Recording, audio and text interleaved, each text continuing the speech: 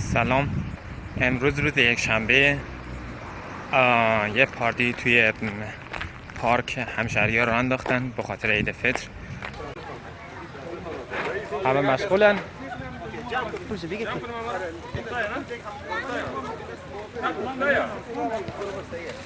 برادران محترم تلاش میکنن، زحمت میکشن. همچنین نفر اصلی یه مجموعه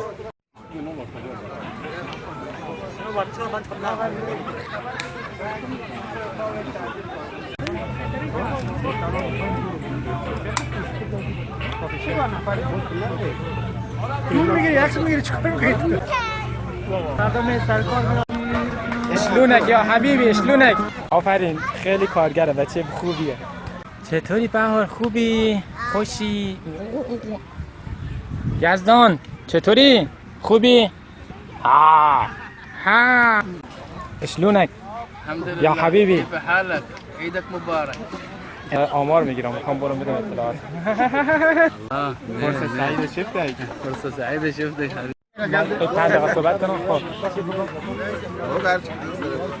خب ما اینجا کورس زبان هزارگی دارم.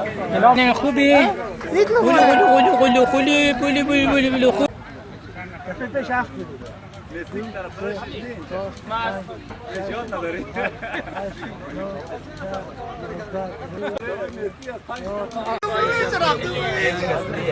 جمع فوتبالیان پرتغال و نارنگی دعوا داره. مثل که پرتغال به نارنگی گل زد. این جمعی که اینجا میبینین اینا داشتن به خاطر پول قرعه میکشیدن. بعد ما قرار شد به عنوان آدم بی‌طرف یک دونه قرعه بردارم، اسم اون کسی که پول شمارد و فکر میکنم شاید لازم هم داشت اسمش در آمد، ولی هیچی به ما نرسید.